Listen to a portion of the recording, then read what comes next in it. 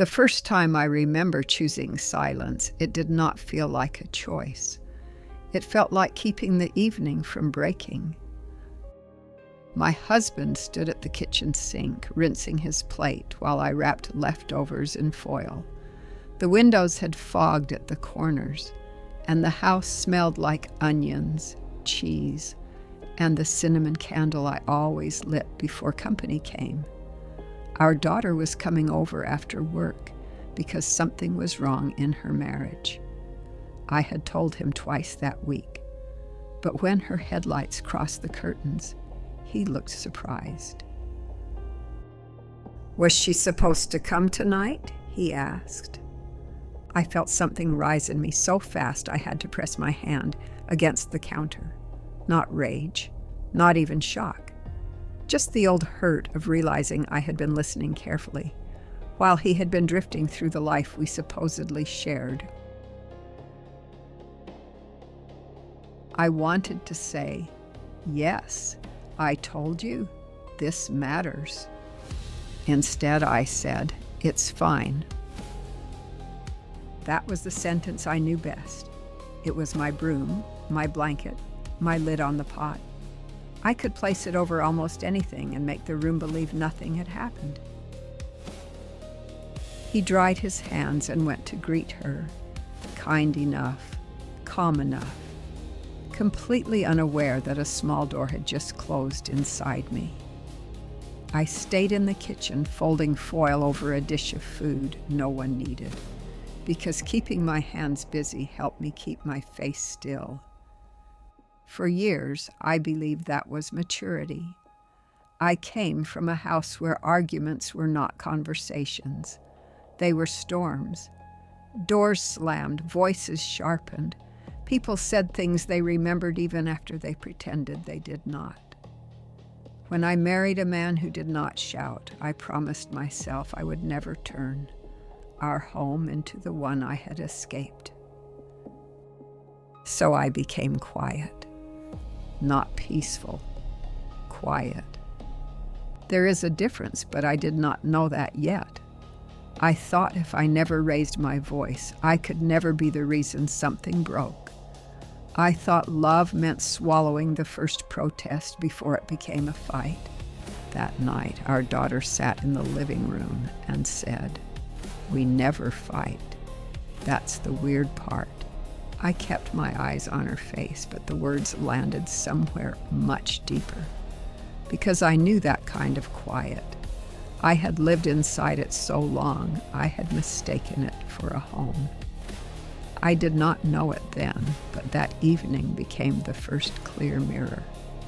Not because anything exploded, but because nothing did. The silence held, and I finally began to notice what it was costing me. I was not ready to say that out loud, but I felt the first crack in the story I had been. I went back to the living room with a tray I did not need to carry, pretending to be helpful because helpful had always been my hiding place. My daughter sat with her coat still buttoned, twisting her ring with her thumb, and I saw the same careful smile I had worn for years. She was asking us for wisdom, but I suddenly understood that what I had modeled for her was not courage. It was endurance without language. My husband listened from his chair and offered practical comments about patience, bills, and not making decisions while upset. Everything he said sounded reasonable, and that was the trouble. Reason had been the curtain we kept pulling across anything tender. I wanted to interrupt him and say that a marriage can look calm, while one person is drowning quietly beside the sofa. But I stayed silent again, because even in the moment of recognizing the pattern, my first instinct was still to protect the room. That is how deep a habit can go. It does not ask permission before it speaks through you. It moves your mouth, lowers your voice, and makes your own truth feel impolite. After she left, I wiped the clean counter with a damp cloth until my wrist ached, because I did not know what else to do with the uneasiness in my chest. He said she would be fine, and I nodded, but inside I was no longer thinking only about her marriage. In the early years, people admired us for being easy together. We did not argue at parties. We did not embarrass each other in restaurants. We moved through family gatherings with the polished calm of a couple who had figured something out. I believed that too. If a friend complained about a fight with her husband, I listened kindly, then hung up feeling relieved. I told myself we were different, better, maybe, more stable. I did not understand that a marriage can look smooth because two people are close, or because one person has learned not to disturb the surface. One Saturday, a few years after we married, we went to buy curtains for the guest room. His parents were coming, and I wanted the room to feel warm. I found blue floral curtains with a soft pattern that reminded me of my grandmother's house. I held them up and asked what he thought. He said, "Those are too old-fashioned." It was not cruel. That is what made it so easy to dismiss. But there was a finalness in his voice, as if his reaction ended the subject. I felt irritation flicker in me, small but clear. I wanted to say, "You don't get to decide everything just because you sound certain." Instead, I smiled and put the package back. We left with beige curtains I never liked. Then we had lunch, split a piece of pie, and talked about ordinary things. Anyone watching would have seen a nice afternoon. I told myself the same thing. No argument, no scene, no damage. But something had happened. That day I taught him I would bend first. I taught myself that my preferences were safer when they came second. And because no one got angry, I mistook the exchange for success. That was how our pattern was built, not through one betrayal, not through one ugly fight, through small moments where I stepped away from myself before he ever had to meet me there. He was dependable in many ways. He paid bills on time. He fixed loose handles. He remembered oil changes and storm windows. He was not a bad man. That truth made everything harder to name, because it is difficult to explain loneliness beside someone dependable. It is difficult to say you feel unseen when the person beside you is doing many of the things a good spouse is supposed to do. So I did not say it. I kept choosing beige curtains in one form or another and calling it peace. The room looked unchanged afterward, but I was not unchanged. Every time I surrendered a small preference, I practiced becoming less visible, and practice has a way of turning into identity. Looking back, I can see how easily two decent people can build a dishonest peace without meaning to. He was not standing over me demanding surrender, and I was not consciously giving myself away. We were simply following the easiest path each time it appeared, and the easiest path usually favored the person least afraid of disagreement. That is a hard thing to admit late in life, because it removes the comfort of blaming one single villain. It asks you to look at the marriage as a system both people helped create. I helped create ours every time I softened a sentence before it reached him. I helped create it when I laughed off comments that embarrassed me, then replayed them alone while brushing my teeth. I helped create it when I told friends he was just practical, just tired, just not good with feelings. Those explanations were partly true. but partial truth can still become a hiding place. By the time the children were old enough to notice tone, I had become the mother who changed the subject whenever the air shifted. I thought I was teaching them grace. More often, I was teaching them that discomfort was something women were supposed to swallow neatly. I did not understand that lesson until I saw it reflected back at me in the life of my grown daughter. That small truth changed how I heard everything afterward. It made the old explanations feel thinner than they had before. When the children were young, my silence had more places to hide. It hid in the kitchen before school, with lunch boxes open on the counter, and a stack of bills beside the coffee maker. Robert sat at the table with his newspaper, while Laura searched for her blue sweater, and I did not think of myself as lonely then. Lonely sounded too dramatic for a woman with children tugging at her sleeves and a husband sitting 6 feet away. So when that ache rose in me, I gave it another name. I called it tired. I called it busy. I called it overwhelmed. Anything. But one morning, Michael knocked over a glass of orange juice just as Laura started crying because she could not find her homework folder. Robert lowered the newspaper, watched the juice spread across the table, and said he needed to leave early because the door closed, but the kitchen kept going. At the time, I thought that made me dependent. Years later, another evening stayed with me. The children were still small enough that night, while I cleaned the high chair tray, I asked if he could come upstairs earlier. I said it lightly, almost like a joke. One more article. It was never just one more article. It was one more reason I should wait. I wanted to tell him I missed him. I wanted to tell him I was lonely even when he was sitting right there. Later, when Robert came upstairs, I was already in bed. I heard him set his watch on the nightstand. I kept my eyes closed. I pretended to be asleep because pretending was easier than admitting I had been waiting. That became another pattern.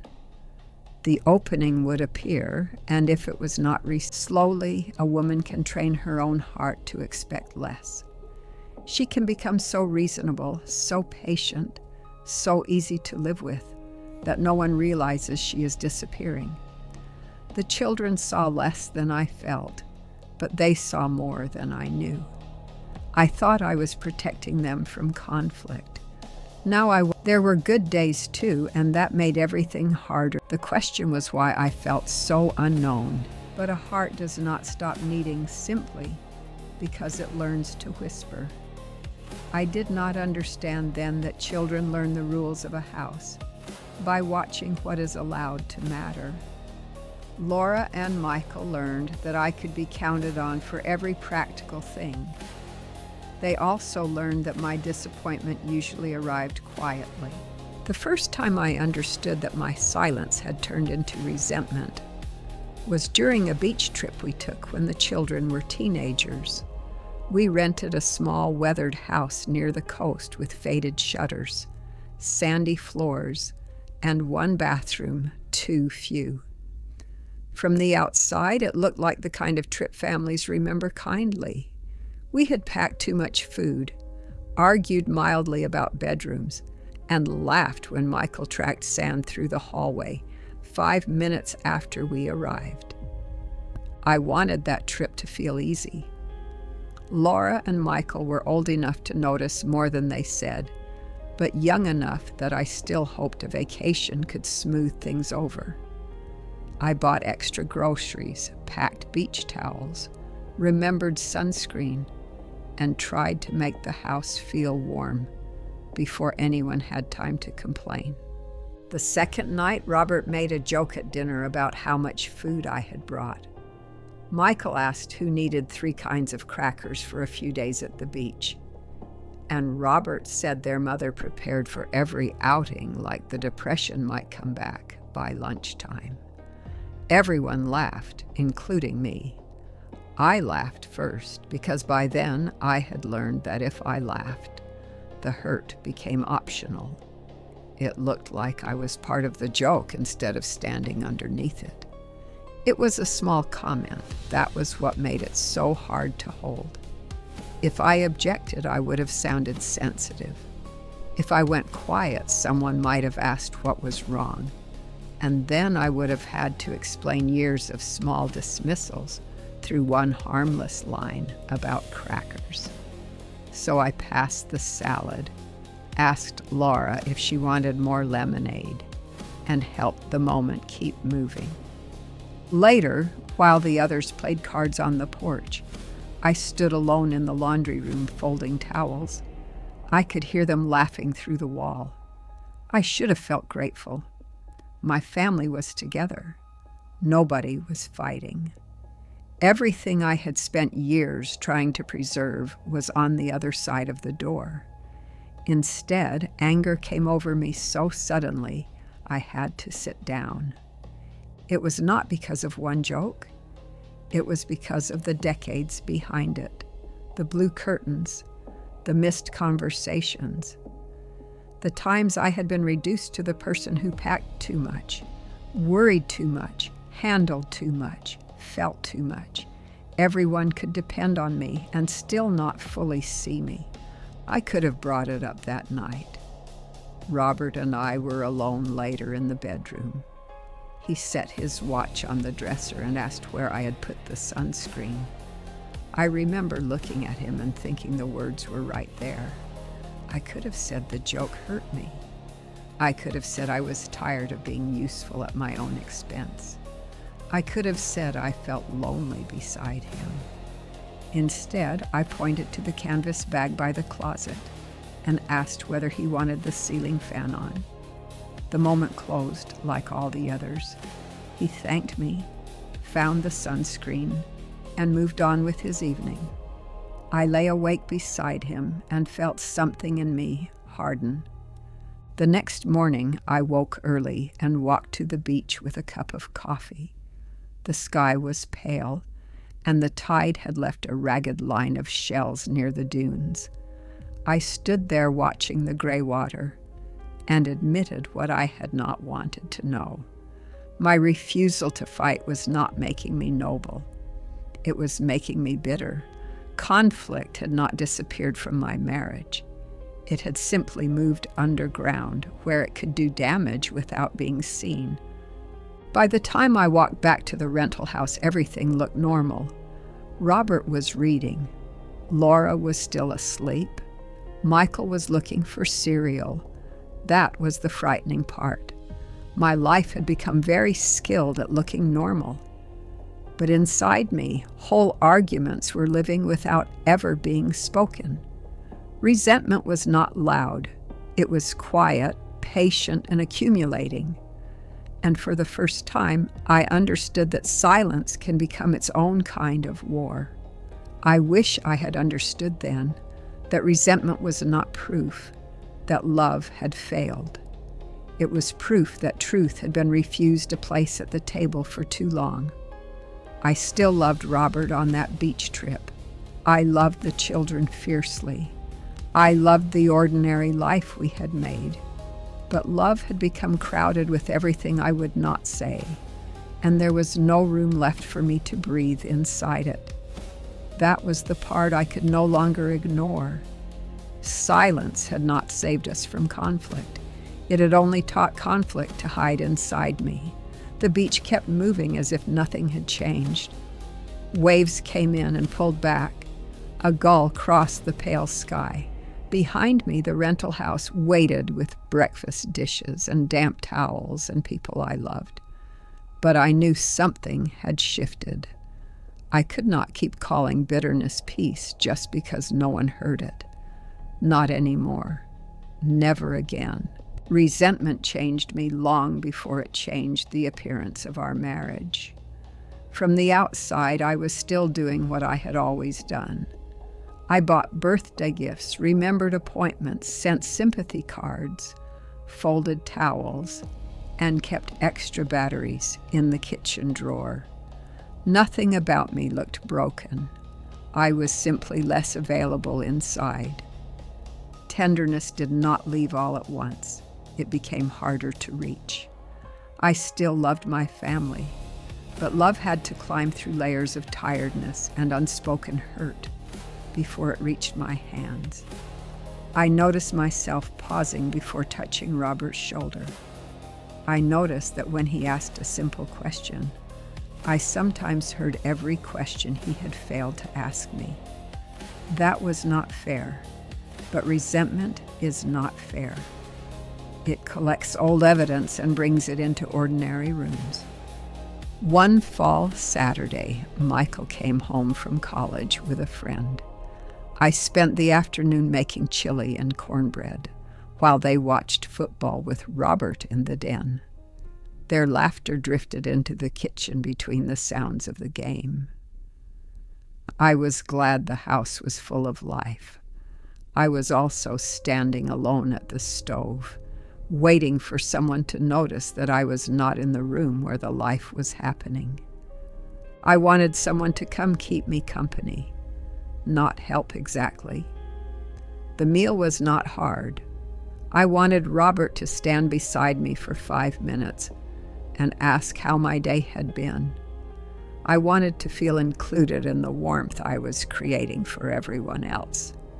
Instead, he came in only to ask where we kept the hot sauce. He kissed my cheek as he passed and went back to the den.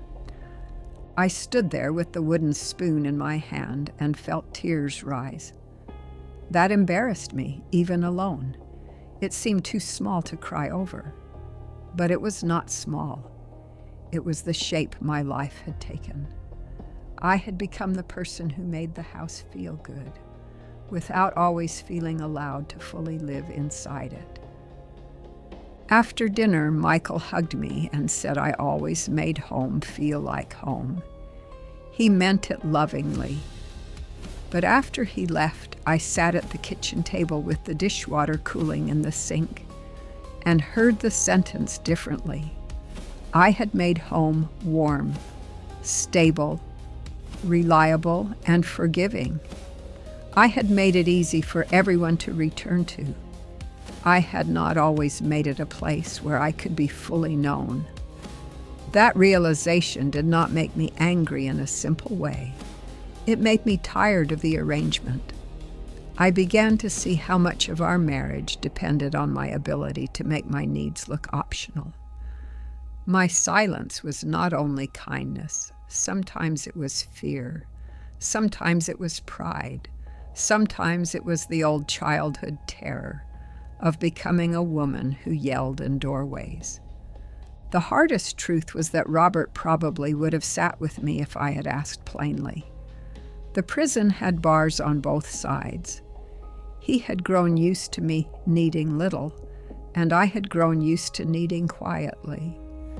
Asking for attention felt humiliating because I believed attention should arrive freely if love was real. So I punished him for not reading a book I had never opened in front of him. I started to understand that silence had not only hidden me from Robert, it had hidden Robert from the chance to know what loving me required. That did not excuse everything. It did not erase the years he failed to notice. But it complicated the story. I had wanted one clear culprit. Instead, I found a marriage built from two people avoiding discomfort in different directions. That night, I turned off the kitchen light and saw Robert asleep in his chair, the television throwing blue light across his face. He looked older than I had noticed before. Tenderness came back for a moment, but it came with grief. I wondered how many years we had spent beside each other without really reaching. I wondered whether it was too late to learn how. I did not answer that question that night. I only stood there listening to the hum of the refrigerator and the distant noise of the television. But the question stayed with me. It followed me upstairs. It sat beside me the next morning while I made coffee. It became harder to keep living as if nothing had been revealed. Once I saw that I had helped build the distance, I could no longer pretend I was only trapped by it. That did not make the next step easier. It only made staying quiet feel less honest than it had before. The next week, I caught myself starting 3 different sentences and swallowing all of them. Each time I felt the old reflex rise and then felt something new behind it, a refusal I did not yet know how to use. I was not ready for the real conversation, but I was getting tired enough to stop pretending the old silence was peace. It had to change. The conversation finally came in early spring, on a day when rain tapped against the breakfast room windows and made the whole house feel smaller. Robert was in his chair with a book open on his lap. I was at the table sorting insurance papers we had both been avoiding. One form had been sent back because of a mistake he had made, and when he glanced at it and said I should have caught it, something in me stood up before I could soften it. And when he glanced at it and said I should have caught it, and said I was not carrying that one too. Something in me stood up the room went still. Before I could Even soften I was it. startled by the sound of my own voice. I looked at the papers, it was not loud, then at but it him, had and weight said in I it. was not Robert carrying looked at that me the one way too. a person looks when a The familiar room went object suddenly still. behaves in an unfamiliar Even way. I was startled For a by my own second, voice. I almost apologized. It was the not old loud, reflex reached but it for had me. weight in it. I could feel the sentence Robert forming, looked at me the one that would as have if made the something room easy familiar again. had But suddenly I did not changed. say it. I kept my hands flat on For the a papers second, and I told him I almost had spent years apologized. making things gentler than they The really old were, so reflex he would not reached have for to me, feel but I discomfort did at not close take it. range. I told him I I had told him I mistaken had silence spent for years kindness. making things I gentler told than him they that really never were, fighting had not so saved he our would marriage. not have to feel It had discomfort starved at it. close range. The words came out unevenly, I but told they came him out. I had mistaken Once they silence were in the for room, kindness. I could not put them back. I told Robert him did not that never receive them fighting gracefully. had not saved He said our I was marriage. rewriting history. It had starved He said it. plenty of people would be The grateful words for a came marriage out without constant unevenly, arguing. but they He said came he had out. always thought my quiet Once meant they were in the contentment. room, That I could sentence not nearly put them broke back. my heart because I understood Robert in that did not moment receive how them thoroughly gracefully. the false peace had He said fooled I both was of us. rewriting history. I had hidden myself so well He said that he had plenty believed of the people hiding would was be who I grateful was. for a I marriage told him without I was constant angry, arguing. and not only at him. He said I he was had always angry at thought my myself quiet for making my meant feelings so contentment. optional that even I That had started sentence treating nearly them that broke way. my heart I was because angry I that practical understood loyalty had stood how in for thoroughly intimacy. the false I was peace had angry that I fooled had both waited of until us. late middle age to say I had any of it hidden plainly. myself so My well voice that shook. he believed the I hiding cried, was who which I embarrassed was. me. Robert I looked told him overwhelmed, I was then angry, defensive, and not then only tired. at him. The conversation I was not angry clean. at myself It for moved making in my circles. feelings so Sometimes we optional misunderstood that each even other I before had either of started us had treating finished a them that sentence. way. But I it was real. angry that practical That mattered loyalty more than I had stood expected. in for For intimacy. the first time in years, I I was not angry that managing I the had emotional waited until weather in the late middle room. age to I was say part of any it. plainly. I was not standing at the My edge of the voice marriage shook. trying to keep I everything cried, comfortable. which I was embarrassed inside me. it, inconvenient and conversation present, was saying not what had been clean. true even when I had It refused moved to in say it. circles, and sometimes Change did we not come like a misunderstood movie. each other There was no before single either of apology us that had healed finished a everything. sentence. The weeks But afterward it were was awkward. real. At That breakfast, mattered more if he than I answered too expected. sharply, I no longer For the pretended I had first not heard time it. in years, I was not managing the emotional weather in the room. I was part of it. I was not standing at the edge of the marriage trying to keep everything comfortable. I was inside it, inconvenient and present, saying what had been true even when I had refused to say it. Change did not come like a movie. There was no single Instead, apology I said that he had been healed somewhere everything. else all afternoon. The weeks afterward were awkward. If he answered too sharply, I no longer The sentence pretended I surprised had both not of us. heard it. He did not answer right If away. I felt hurt, I tried to say so before it hardened. Sometimes he listened. Sometimes he defended himself. Sometimes I spoke too quickly because I was still learning the difference between honesty If I had stayed and quiet, attack. we would have gone home, One unloaded evening we were groceries, driving and home performed from the another grocery evening of store functional when he marriage. missed the turn Because I spoke, into we our stood in the kitchen subdivision. talking about fear, illness, Ordinarily, distance. I would have gone quiet and stared out the window. Instead, I said he had been somewhere else all afternoon, and it felt like I was riding beside his I no body longer while the believe rest that. of him I do not was hidden romanticize from fighting. me. He admitted he had been worried about his brother's test results and had not known how to say he was afraid. That small moment taught me more than years of silence had. I had always believed conflict opened the door to danger. Sometimes it opens the door to truth. If I had stayed quiet, we would have gone home and performed another evening of not a weather functional system, marriage. carefully managed for his comfort. Because I spoke, we stood in the kitchen talking about fear, illness, distance, and the strange ways people protect themselves by withholding the very things that might let them be loved. We are old now, old enough that people assume a marriage has already become whatever it is going to be. I no longer believe that. I do not romanticize fighting. Cruelty is still cruelty, and arguing just to win is not love. But I no longer worship smoothness. Smooth can hide a great deal. So can politeness. Sometimes now, when Robert and I disagree about something small, I feel a strange gratitude underneath the tension. Not because disagreement is pleasant, but because it means I am still here. It means he is hearing a woman, not a weather system carefully managed for his comfort. It means love, at least in our house, finally has to make room for truth. I did not fight for most of my life. I thought that made me good. Now I understand that refusing conflict does not keep a relationship whole. Sometimes it just keeps the damage quiet. My silence did not spare us pain. It spread it out. It gave it a respectable face. And after all these years, I finally know the sentence I could not say before. I did not fight, and that was the problem.